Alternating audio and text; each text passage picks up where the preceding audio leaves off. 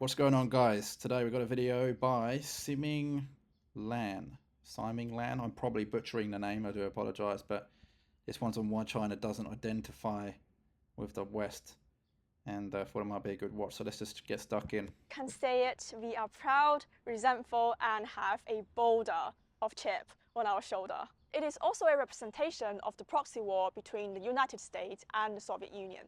That's a tempting thought experiment, and I think the relationship between China and the US would have been a lot more flirtatious. A question that I got asked the most when I was living in England was, how do you feel about China's CCP?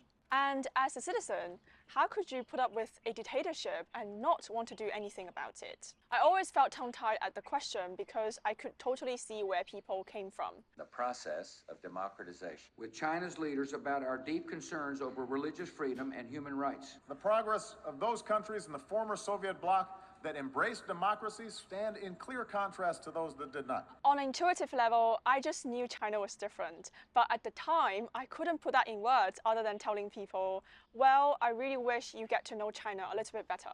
And that is why in this video, I take it upon myself to explain why China's one-party authoritarian rule gained so much consensus among Chinese people. And more importantly, why China seems so resistant to the criticisms from the West when it comes to its political system.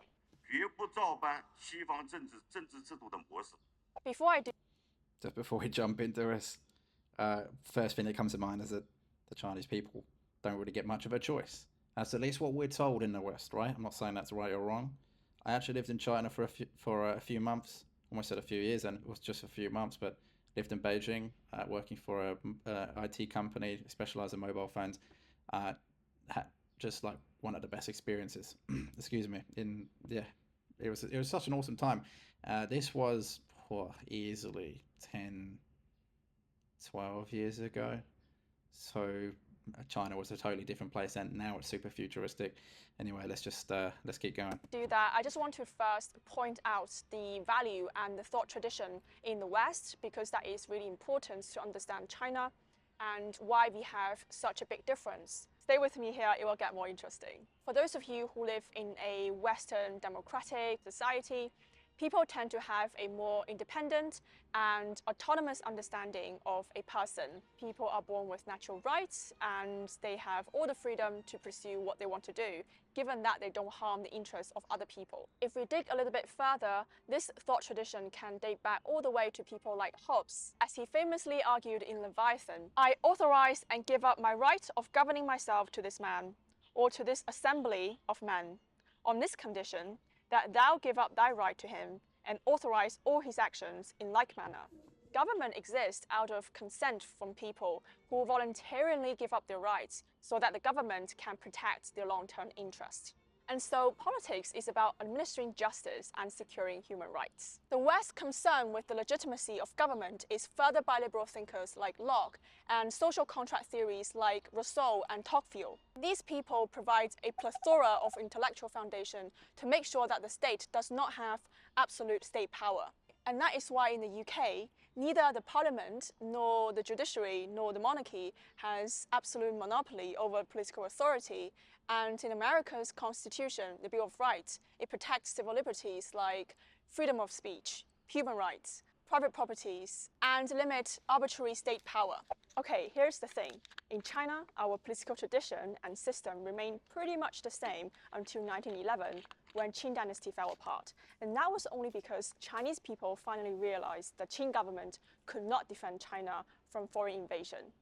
For thousands of years, Chinese people had been living under an imperial system and an all-encompassing school of thought called Confucianism. Back in the olden days, Confucianism is kind of like Christianity, but nowadays in China, it is still permeating into every inch of the Chinese society, including politics. Unlike Hobbes and Locke, Confucius taught us to think of ourselves in relation to something else, our family, our society, our community, and our country. We have a moral code called filial piety. Under this ethical code, children are supposed to be obedient to their parents, wives to their husbands, and people to their rulers. People higher up in the hierarchy are considered as a benign authority, which means that they are meant to take care of their subjects in terms of their well-being and happiness. So that's why when it comes to the ruler of the state, just as a father was expected to make decisions on behalf of his family, so too was the ruler expected to make decisions on behalf of his people. The ideal government for Confucius was government for the people, not of or by the people. Naturally, the legitimacy of the government falls upon its ability to take care of its people. It includes things like economy, safety, and livelihood. If you look at the word country in the Chinese language, which consists of two characters, 国 and 家, 国 means state and 家 means family. First, we have the state, and then we have families. Without the state, families cannot survive. And that is why, culturally speaking, Chinese people are so used to the idea of knowing your places instead of demanding equal political participation. In a word, we don't have the tradition of citizen participation and democratic ideals. And that predisposes us to accept a strong authoritarian government that uses tradition to bolster its rule. Okay, I know now you might be asking, but what about Taiwan? Taiwan is both Confucius and democratic. So they aren't necessarily incompatible, right? The second piece of the puzzle is found in the 20th century mainland China. No people, no nation has been so cruelly severed and shattered. China is a land exhausted by battle. Misery and hunger are everywhere. And there's something really important to know. After the collapse of the Qing dynasty in 1911, the time we called the century of humiliation, China's top priority has always been state building and fighting off the imperialist powers. China at the time was still marred by territorial invasion from foreign powers, burdened from all kinds of indemnities from the loss of war, civil strife among the warlords, and a raging inflation. The Chinese dollar soars from a rate of 2,000 to $1 American dollar in 1946, eventually reaching 300,000, then 6 million to 1. On top of that, China did not have a political system to protect its people and reunite the country. We tried the Republic of China in 1912. We also tried constitutional monarchy in 1916. Both of these did not work. Finally, we have two. Doesn't seem like a long time to see if a political system, like a specific system, would work, though, really, does it? I mean, 1912 and 1916, not really. I mean, it's just like one person's term. Two political parties with a bit of power and some vision to rebuild China: the Kuomintang, the GMD, and the CCP, the Chinese Communist Party. Both parties favored an authoritarian one-party government during the war, but for the GMD, Kuomintang, its goal is to use the authoritarian government to rebuild the country and reunite people before it transitioned into a liberal democracy. For the CCP, its goal is to eliminate class struggle and create an egalitarian, classless Chinese society. Both parties didn't like each other and didn't really put their heart into building a coalition government. The reason why they want to eliminate the classes, by the way, and I'm surprised that this wasn't spoken about by Siming or Siming, is that before all these imperialist powers came into China, the Qing dynasty and the dynasties before that were always warring internally. One of China's biggest challenges is actually making sure that its people don't revolt, because it happens all the time. Although the majority of people are Han Chinese, the Chinese in different regions of China and the different ethnic groups within China, they often war against each other. I mean, China was at war with Vietnam for over 1,000 years, for example. They called Vietnam Southern China, right? So this sort of analysis makes it look like imperial powers are coming in and trying to colonize and just take advantage of China, and it was just like sitting there and being peaceful. It wasn't. There was a lot of issues internally in the country, and they want to eliminate the classes to try and reduce any of those issues coming up in the future that could threaten the CCP's rule. So they ended up going into a civil war after Japan was defeated. Civil war spreads throughout the country. The GMD lost the war and fled to Taiwan. Okay, this is the trajectory of China's politics. China fell into the hands of the CCP, who founded People's Republic of China in 1949. After millions of people died.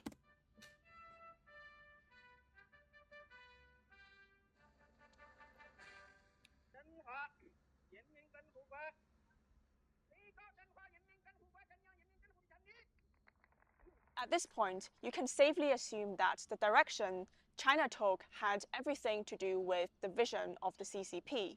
The party's leader, Mao Zedong, at this point was pretty much done with using democracy to save China. And in his famous piece on the People's Democratic Dictatorship, you can see this attitude.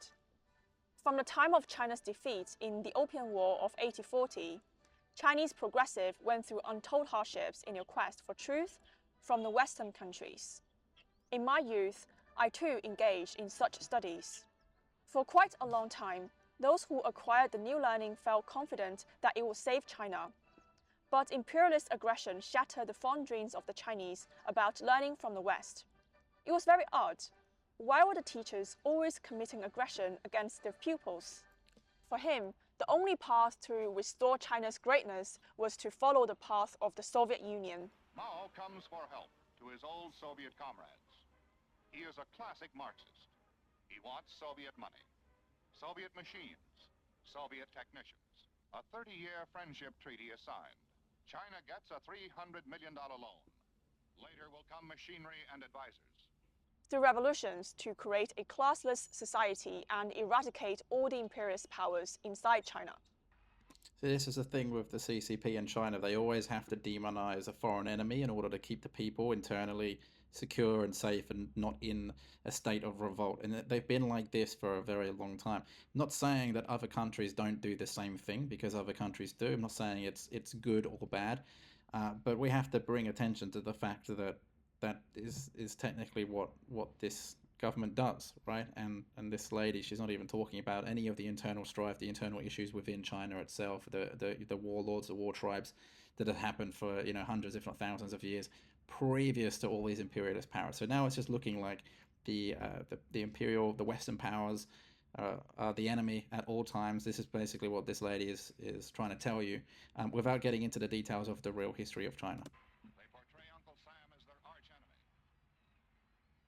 There are appeals to their pride, their nationalism, their hatred.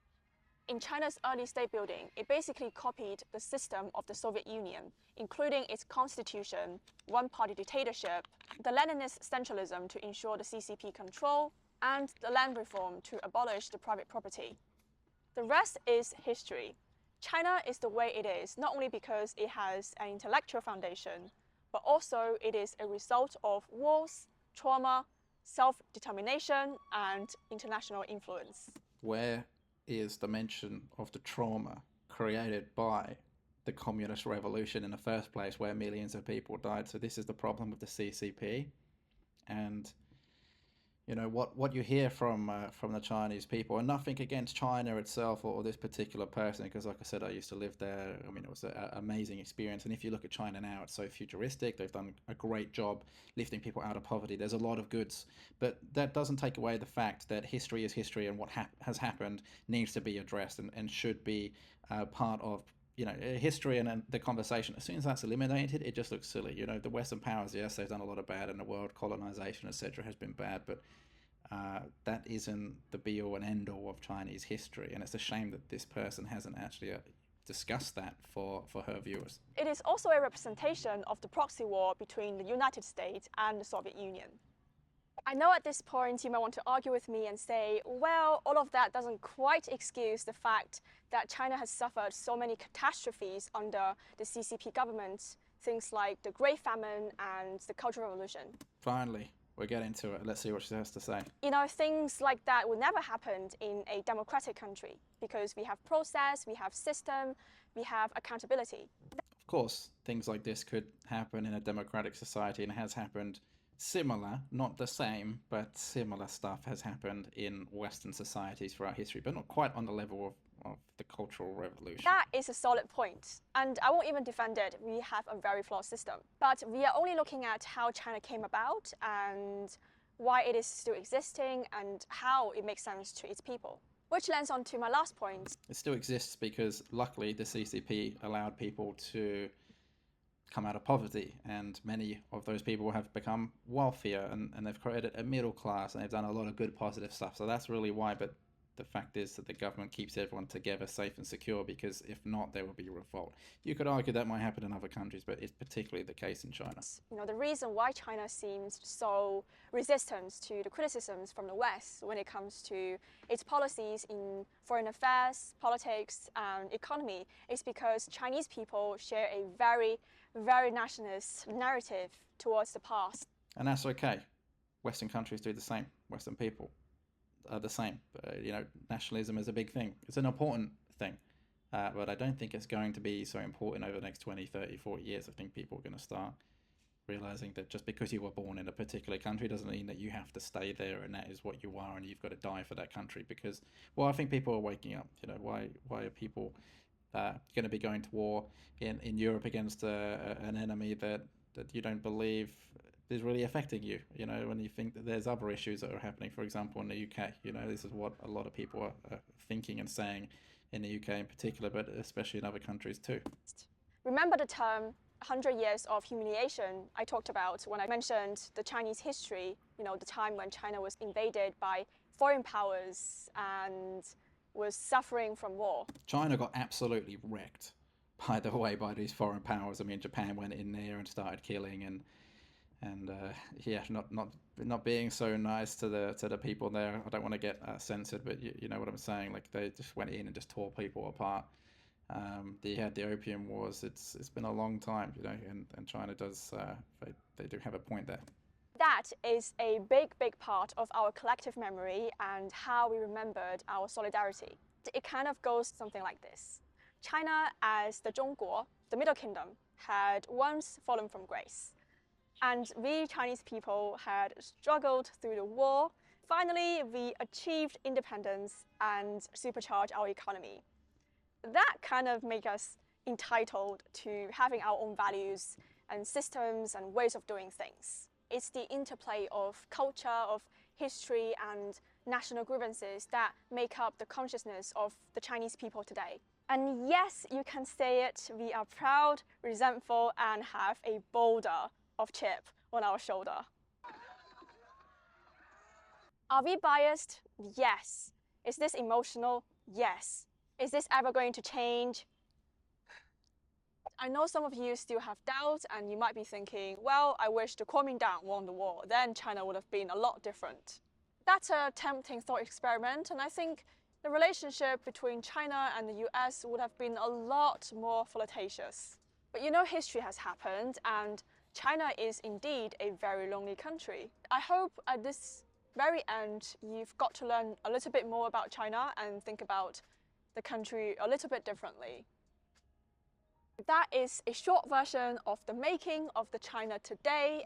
Yeah, so very interesting. I mean, look, the facts are the facts, guys. I mean, look, Chinese people, they're always going to be in support of the CCP because it's just written into like their constitution essentially, right? It's very similar to like how the US has a constitution. So Chinese companies are typically going to be partnered with or have some kind of influence from the CCP.